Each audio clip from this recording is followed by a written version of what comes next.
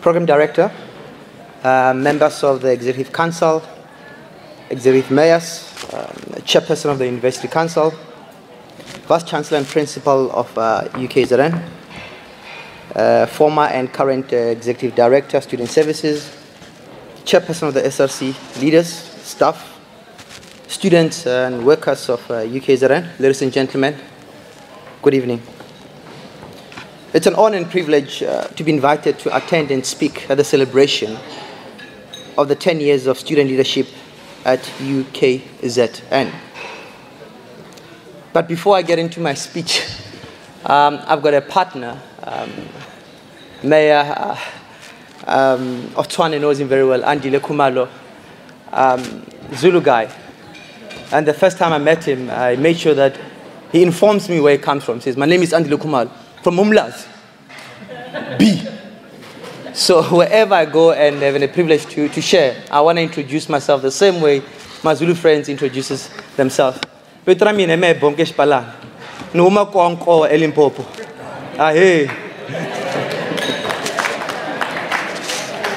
Before I commence with my prepared speech, indulge me by participating in the following exercise. Using your right hand if you're right-handed, or left hand if you're left-handed. Just do me one favor. Can you point at yourself? I know it's late, but just indulge me. Point at yourself. Look at your neighbor on the left. Look at your neighbor on the right. Most people are pointing at their heart and not their head. So if you say this is who you are, allow me tonight to speak to you, to your heart, and not your head. Certain things that I might say might not make sense to the head, to the experience, but the heart is what resonates with the future. To all young people, leaders and non-leaders, I want to say to you from my heart, it is possible. Whatever you're dreaming of achieving or doing, it is possible. One thing that I learned as a student leader was that as a leader, you will never lose.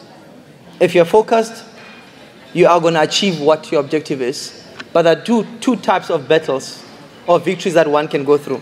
One, you either win against the system or you defeat the system. Winning against the system is the easiest thing to do because you just focus on its weaknesses. But defeating the system means getting to know the system better than the person holding the system, understanding who you are, understanding how it operates, and from there on, you can achieve long-term growth. My question tonight is, what will the world have lost if you were not born? I'll repeat. What will the world have lost if you were not born? I ask this question to remind you that the title leader is nothing more than just an external cover of the role that one is supposed to render. Lack of awareness when it comes to the responsibility associated with the title leader will force one to place trust in the resource instead of the source.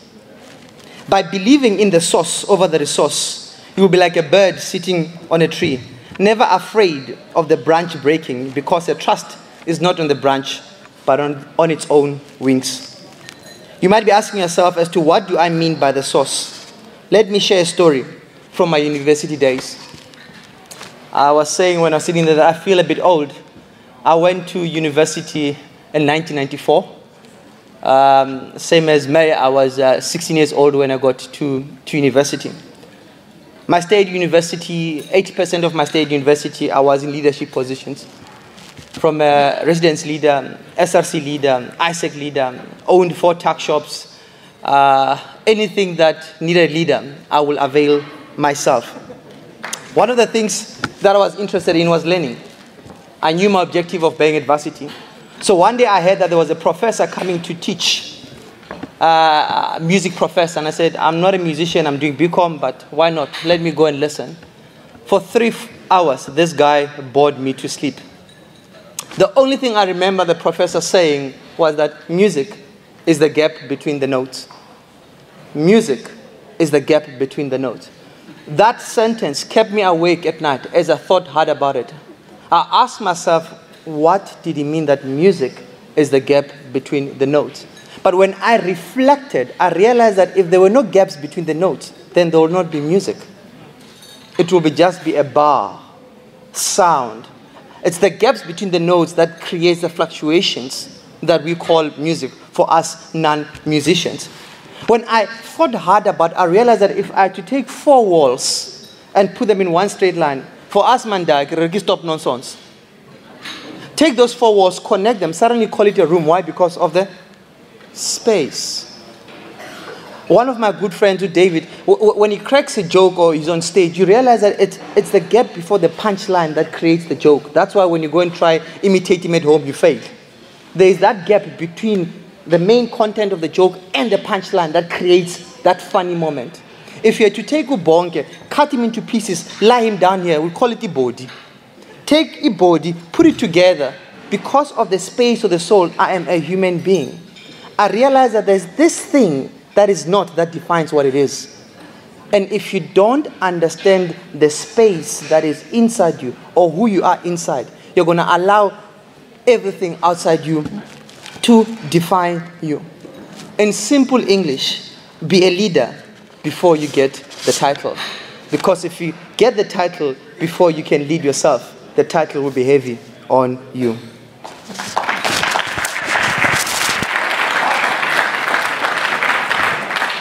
Tonight, in the few minutes allocated, I just want to touch on 3 quick points that I hope that will assist you, not only as leaders, but also as individuals in your own career path.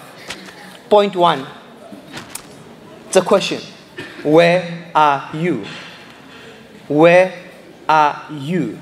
It's one question that I usually experience on Saturdays when I have a chance to go and watch the best soccer team in South Africa, Kaizer Chiefs, playing. Oh, sorry, my bad. It's so amazing that you can see a coach looking at a player and asking that one famous question, where are you?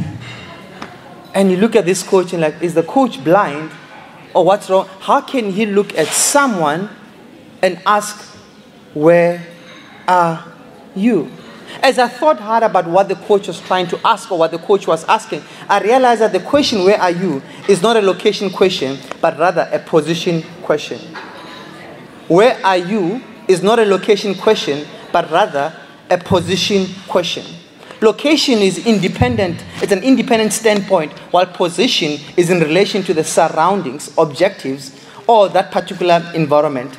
Location focuses on the who question, while position focuses on the what question. So when a coach is asking a player, where are you, he's actually trying to understand that in this environment, your objective or your role was to be a defender. Ufunani, that side of the field. Why do you want to get awards and claim of scoring? You are a defender. Stay in your point. I can see you, but you're not operating in your appointed role. Again, I ask as leaders, where are you? The biggest threat facing our youth leaders today is exemplified when they focus on the location, and that focus on the location overshadows the role that they're supposed to play. For me, where I come from, 94, 95, 96, in our SRC, in our leadership committees, this was evident in most institutions, especially mine, when student leaders place too much emphasis on forwarding national political agendas at the expense of focusing on current needs that the students were focusing on at that particular time, especially on the people who voted for them or people who desired direction from their side. Let's be honest. My father, still alive, is in his late 60s. I'm his son. Even though I have my own daughters, when I go home, I am still a son. Even though I'm sure that I earn more than him, even though I'm sure that I drive a better car than him, even though I'm sure that I stay in a bigger house than my dad is still my dad. My role when I get home is to be a son. It's not to be a father to my father. So as student leaders, let's understand the difference between what is important and what is necessary. For those who are eating, it is important to cook. It's necessary to buy food. Because if you forget what's necessary, what's important will expire in the near future.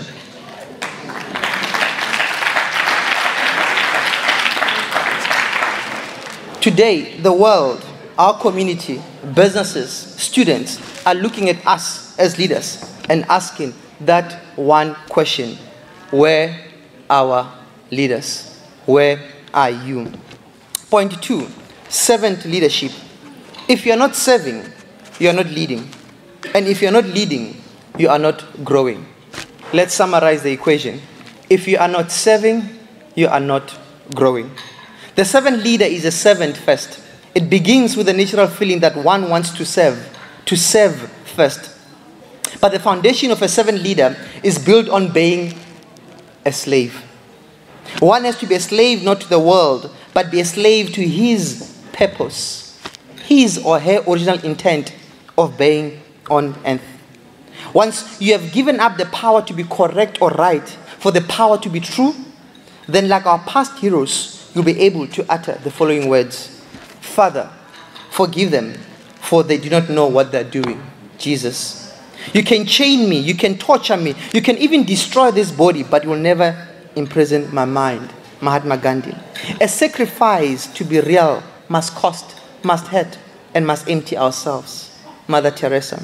There comes a time when one must take a position that is neither safe, nor politic, nor popular, but he must take it because conscience tells him it is right. Martin Luther King. During my lifetime, I've dedicated myself to the struggle of the African people. I fought against white domination, and I fought against black domination. I have cherished the ideal of a democratic and a free society in which all persons live together in harmony and with equal opportunities. It is an ideal which I hope to live for and to achieve, but if needs be, it is an ideal for which I am prepared to die for. Nelson Mandela. John C. Maxwell said each one of us must ask ourselves one simple yet deep question, and that one question is, what makes me cry?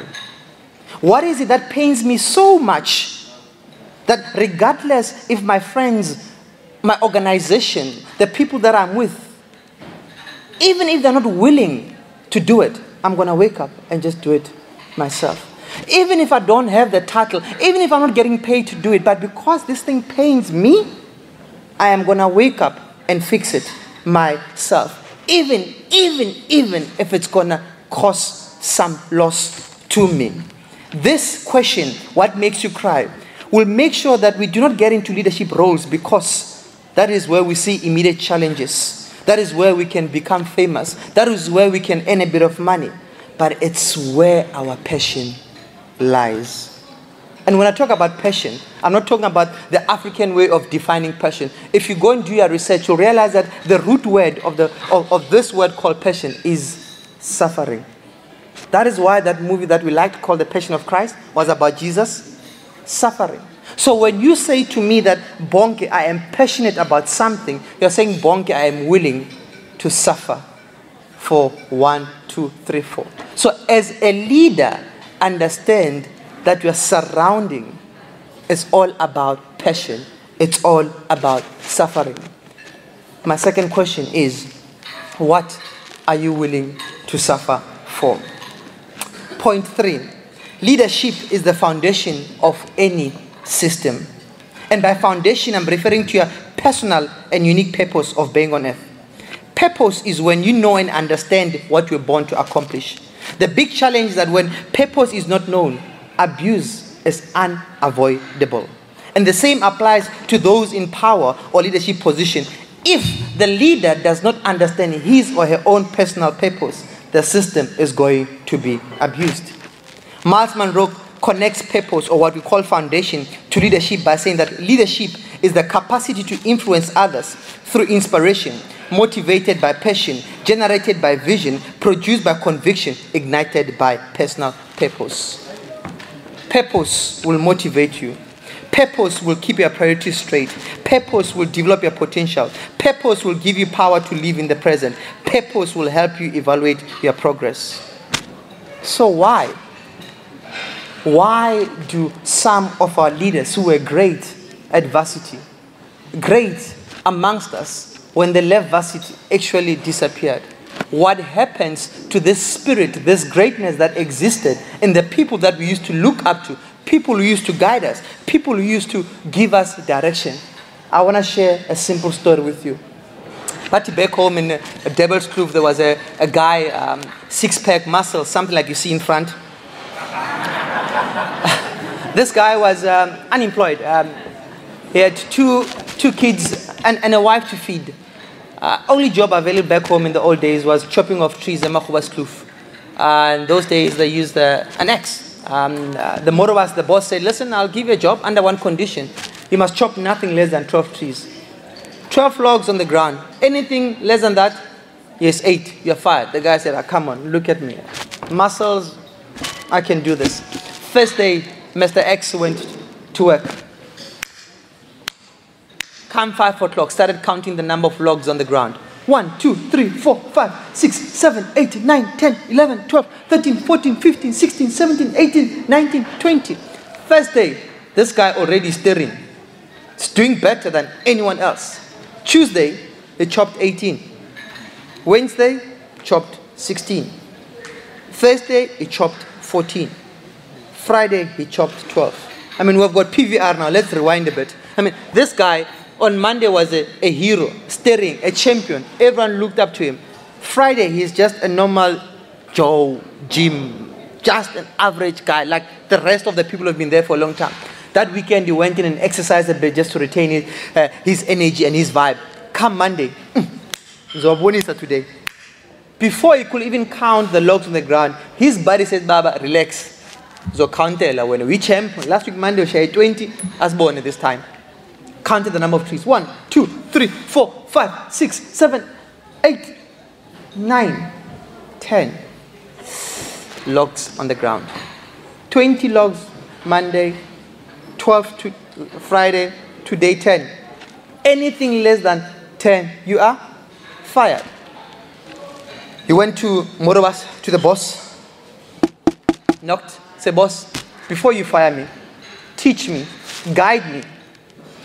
You've been in this game for over 25 years. So when you say 12, there's a reason why you say 12. There's something that I did not do right. And please, I want to leave this job with a certain level of experience that I can take to the next job.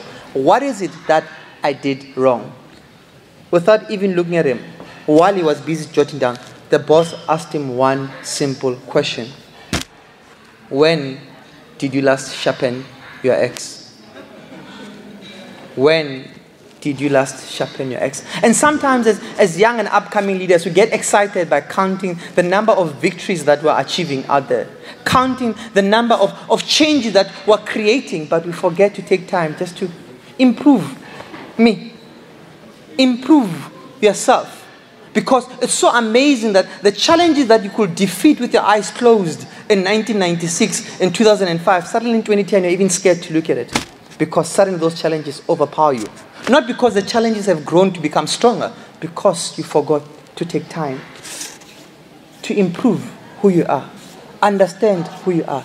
Sharpen yourself. Get to know yourself. Make sure that you are a better individual this year than this year than you were 2 years ago. Because the challenges that are going to come next year are going to be much stronger than the challenges this year. And they require you to be a better individual. In conclusion, you might be sitting there and say, but Bonnke, not. We are leaders. We face challenges internally, externally. What can we do? I want to remind you of one thing. If you understand your purpose on earth, if you understand the reason why you became a leader, nothing in this world can stop you. You might get slowed down, but nothing will stop you. I want to leave you with one last story. But there was a businessman flying from Cape Town, taking a 6 o'clock flight on a Monday morning. Cufflinks, tailor-made suit, looking very smooth, sitting in the business class section. Next to him was a little girl, around about the age of 6 to 7. As the flight departed, the pilot came on air and said, ladies and gentlemen, unfortunately, we won't be serving any drinks this morning. I think the flight is going to be very bumpy. No beverages are going to be served. Make sure you've got your belt on, seat belt on. I'll try as much as possible to make it a comfortable flight, but I can't promise anything. Hardly 8 minutes later, the flight went to the left. Bags started to fall down. People screaming. Us Christians started praying in tongues. Karabara, kara, kara. All scared. 3 minutes later, again, the flight went. Everyone is screaming. The businessman, because, he flies a lot, decided to have his head on his knees like that. But when he looked at this girl next to him, the little girl was playing a Nintendo. Every time the flight went for those 3-4 seconds, she'll close her eyes. 3 seconds later, plane went to the other side. Close her eyes for a few seconds. Continued playing. The businessman was concerned as does this little girl, does she understand the danger that she's facing, or is he overreacting? 5-10 minutes later, everything stabilized, and then they got to OR Tambo.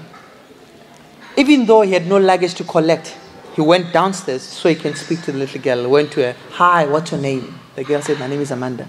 "Amanda, do you realize what nearly happened up there?" The girl said, "Yeah. The plane was going left, right, up and down." "Amanda, were you not scared?"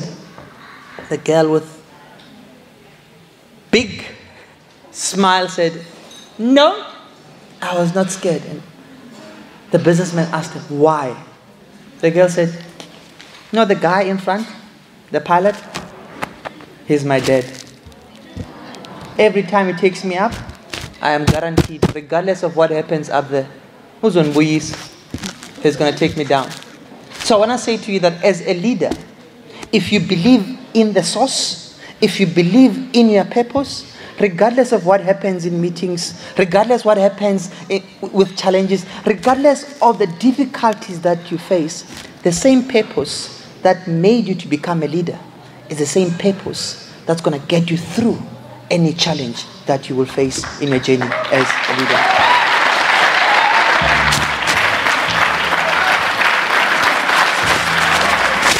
Can I say something?